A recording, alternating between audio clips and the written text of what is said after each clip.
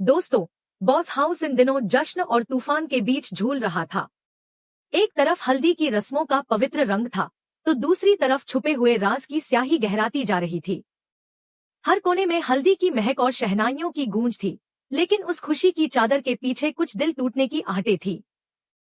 मेहमान हंस रहे थे, रिश्तेदार मिठाइयों में मग्न थे और लोग नाच गा रहे थे, लेकिन घर के एक कोने में ऋषि चुपचाप बैठा था। उसकी हथेलियों पर हल्दी लगी थी, लेकिन दिल उलझनों के कांटों से भरा था। आंखों में एक बेचैनी थी, जैसे कोई बात उसके अंदर उफान मार रही हो, जिसे वो दबा रहा था। उसी दौरान मून उसके पास आई। उसकी आंखों में खुशी और चेहरे पर चमक थी। वो मुस्कुराकर कहती है, ऋषि देखो ना, सब कितने खुश हैं। हमारी जिंदगी एक नई शुरुआत की ओर बढ़ रही है। ऋषि ने एक धीमी सी मुस्कान दी, लेकिन वो मुस्कान सिर्फ होठों तक थी। दिल उस मुस्कान से कोसों दूर था। मून शायद उस मुस्कान में छिपी बेचैनी को समझ नहीं पाई, लेकिन ऋषि के दिल में एक ऐसी सच्चाई तड़प रही थी जो अगर सामने आ जाए तो सब कुछ खत्म हो सकता था। वो उस पल का बोझ और ज्यादा नहीं सह पाया। एक पुरानी ट्रंक की ओर गया, जिसमें अनिरुद्ध के कुछ पुराने कपड़े रखे थे। जैसे ही उसने उन कपड़ों को उठाया, एक पुराना लिफाफा नीचे गिरा। वो लिफाफा खोला और जो उसने देखा, उसने उसका चेहरा जर्द कर दिया। उसमें एक फोटो थी। नूतन और अनिरुद्ध किसी पहाड़ी जगह पर एक दूसरे का हाथ पकड़े हुए खड़े थे। उनकी आंखों में मोहब्बत साफ झलक रही थी और फोटो के पीछे लिखा था, तुम्हारे बिना मैं अधूरा हूँ। नूतन और अनिरुद्ध। ऋषि की सांसें थम गईं। उसके होंठ बुदबुदाए, ये क्या? अनिरुद्ध सर और नूतन, ये तो झनक की माँ है। वो अंदर ही अंदर कांप गया। उसकी धड़कनें तेज हो गई। अर्शी भी वहीं पास में थी और उसने फोटो देख ली। उसकी आंखों में भी गुस्सा और हैरानी की लहर दौड़ गई, लेकिन उसने कुछ नहीं कहा, क्योंकि उसके दिमाग में एक बात घूम रही थी, अगर मून को यह सब पता चल गया तो सब खत्म हो जाएगा। उसे हालात संभालने होंगे। ऋषि ने वो फोटो फिर से छुपा दी, लेकिन कुछ ही पल बाद उसकी हिम्मत जवाब देने लगी। वो मून के पास गया और बोला, मून, तुमसे एक जरूरी बात करनी है। पर तभी झनक उस कमरे में आ गई। ऋषि के चेहरे की रंगत और भी फीकी पड़ गई। मून ने उसकी आंखों की बेचैनी देखी और पूछा, क्या हुआ ऋषि? तुम कुछ परेशान से लग रहे हो। ऋषि कुछ कहने ही वाला था कि तभी उसकी जेब से वही फोटो नीचे गिर गई। झनक ने वो फोटो उठाई। उसकी नजर जैसे ही उस तस्वीर पर पड़ी, उसके हाथ कांपने लगे। वो धीरे से बोली, ये मेरी माँ है। और ये अनिरुद्ध सर? ये दोनों एक साथ कैसे? मून भी शौक में थी। ये कौन सी फोटो है? उसकी आवाज कांप रही थी।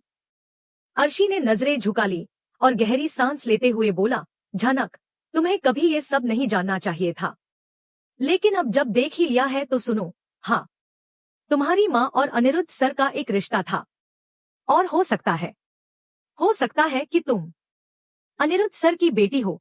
कमरे में एकदम सन्नाटा छा गया। मून की आंखों से आंसू बहने लगे। झनक के पांव कांपने लगे। उसका दिल जैसे चटक गया। उसने कांपती आवाज में कहा, नहीं, ये झूठ है, ऐसा नहीं हो सकता। उसकी आंखों से बहते आंसू जैसे उसकी आत्मा को धो रहे थे। मून ने आंसुओं से भरी आंखों में ऋषि को देखा और बोली, ऋषि, तुम्हें पहले बताना चाहिए था। क्यों छुपाया ये सब? ऋषि की आंखों में गिल्ट साफ दिखाई दे रही थी। उसने धीमी आवाज में कहा, मुझे आज ही ये फोटो मिली है और मैं तभी से डर रहा हूँ, बस यही सोचकर कि तुम मुझसे दूर हो जाओगी। मून, मैं तुमसे प्यार करता हूँ, लेकिन मेरी जिंदगी में झनक मजबूरी में आई थी। मैं उसे छोड़ना चाहता हूँ, लेकिन उसे ऐसे कैसे छोड़ दूं, ये भी सोच नहीं पा रहा। झनक की आंखों में आंसू और दर्द का तूफान था। उसने आहत स्वर में कहा, तो क्या मुझे इस घर में इसलिए लाया गया था ताकि तुम मून के सामने कोई दिखावा कर सको? तुमने मेरी जिंदगी के साथ खिलवाड़ किया है। तुम्हें तो मेरी जिंदगी से दूर चले जाना चाहिए था, और मैंने तुम्हें पहले ही कहा था। उसकी आवाज में गुस्सा नहीं, टूटन थी। मून अवाक खड़ी थी। झनक की बातें उसे भी अंदर तक झकझोर रही थी। ऋषि खामोश खड़ा था, जैसे उसके पास कोई जवाब ही नहीं बचा हो। कमरे का माहौल एक बार फिर सन्नाटे में डूब गया था। बाहर हल्दी की रस्में जारी थी, लोग अब भी नाच रहे थे, लेकिन भीतर एक रिश्ता बिखर गया था। एक नाम, एक तस्वीर, और एक सच ने सब कुछ बदल दिया था। बॉस हाउस अब सिर्फ रस्मों का नहीं, टूटे दिलों का भी गवाह बन चुका था। ऋषि की चीख पूरे माहौल को चीर देती है। हाँ जनक, मुझे तुमसे छुटकारा चाहिए। उसकी आंखों में गुस्से और झुंझलाहट की मिलीजुली लहर थी। तुम मेरी जिंदगी की सबसे बड़ी गलती हो। मुझे तुमसे कभी प्यार नहीं था। हमारी शादी तो बस एक मजबूरी थी। गांव में हालात ऐसे बन गए कि मैं मना नहीं कर सका। लेकिन इसका मतलब ये नहीं कि मैं हमेशा उस एक रात की सजा भुगतता रहूं। जनक वहीं खड़ी थी। उसकी आंखों से आंसू नहीं बह रहे थे, लेकिन उसकी आत्मा रो रही थी। उसने ठंडी लेकिन मजबूत आवाज में कहा, तुम जैसे इंसान के लिए तो मेरा एक आंसू भी बर्बाद नहीं होना चाहिए। ऋषि। इतना कहना था कि मून, जो अब तक चुप थी, अचानक सामने आकर ऋषि को जोरदार थप्पड़ मार देती है। सब सन्न रह जाते हैं।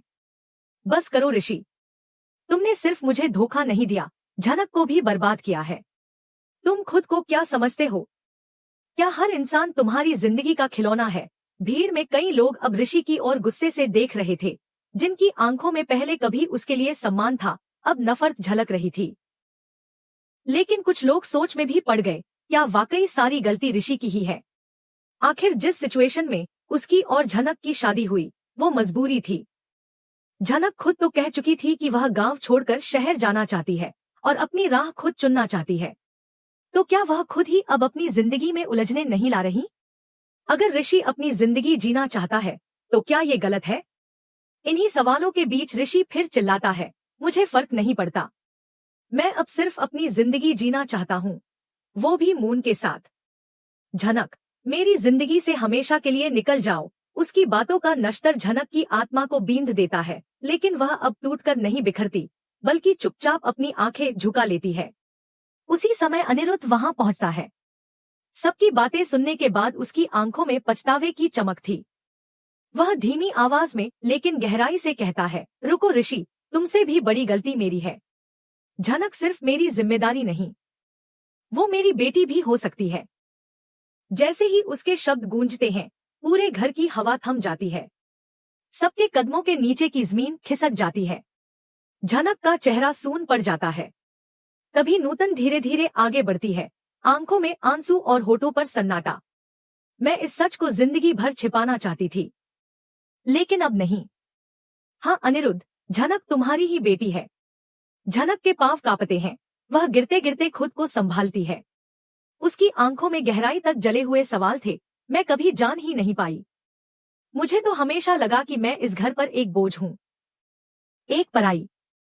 अनिरुद्ध सामने आता है, आंखों में पानी लेकर हाथ जोड़कर कहता है, नहीं बेटी, तुम मेरी सबसे बड़ी गलती हो जिसे अब मैं सही करना चाहता हूँ। मैं नहीं चाहता कि तुम भी उसी दर्द से गुजरो जिससे तुम्हारी माँ गुजरी थी। ऋषि अब पूरी तरह अपराध बोध से भर चुका है। मून, जिसकी आंखों में कभी ऋषि के लिए प्यार था, अब उनमें केवल नाराजगी और घृणा थी।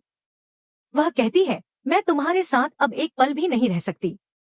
तुमने सिर्फ अपने फायदे के लिए लोगों को इस्तेमाल किया है। ऋषि, मेरे लिए तुम खत्म हो चुके हो। मून का यह फैसला ऋषि को अंदर तक हिला देता है। अब वह अकेला रह गया था, और वह भी अपने ही किए हुए गुनाहों के अंधेरे में। झनक की आंखों से अब आंसू बह रहे थे, लेकिन उनमें अब कमजोरी नहीं थी, बल्कि एक नई शुरुआत की चमक थी। वह पहली बार खुद को अनाथ नहीं, किसी की बेटी महसूस कर रही थी। अनिरुद्ध की बेटी। अपने अतीत की सच्चाई को जानकर वह अब एक नए मोड़ पर खड़ी थी, जहां से उसकी जिंदगी एक नई दिशा में जाने वाली थी। मून की आंखें अनिरुद्ध की ओर उठती हैं, और वह गुस्से से कहती है, पापा, आप आज भी माँ को चुनने की बजाय सच को चुन रहे हैं। इतने सालों बाद, जब सब कुछ ठीक होने जा रहा था, जब मेरी हल्दी की रस्म थी, तब आप यह बम क्यों फोड़ रहे हैं? उसके सवालों में तकलीफ थी, गुस्सा भी और भ्रम भी। पर अनिरुद्ध कुछ नहीं कहता, वह बस झनक की ओर देखता है, जो अब अपने दर्द में भी एक अजीब सुकून महसूस कर रही थी। इस सब के बीच मेहमान, परिवार और आसपास के लोग स्तब्ध थे। सबके मन में यही सवाल था, क्या अब इस हल्दी सेरेमनी में और भी बड़े धमाके होंगे?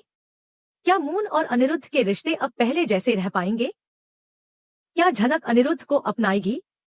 और ऋषि, वह अब कहाँ जाएगा? इतने सारे सवालों के बीच एपिसोड यहीं खत्म होता है। लेकिन ये साफ है कि कहानी अब एक नए मोड़ पर पहुंच चुकी है। जहां रिश्तों की परिभाषा बदलने वाली है और सच्चाइयों की आग में हर चेहरा झुलसने को तैयार है। अब देखना दिलचस्प होगा कि आगे क्या होगा। क्या झनक अपने पिता को माफ कर पाएगी? क्या मून अपनी बहन को स्वीकारेगी या नहीं? और ऋषि का क्या होगा, जो अब अपनी ही बनाई जिंदगी में अकेला खड़ा है? तो जुड़े रहिए हमारे साथ, क्योंकि आगे की कहानी में धमाके और इमोशंस का तड़का और भी तेज होने वाला है।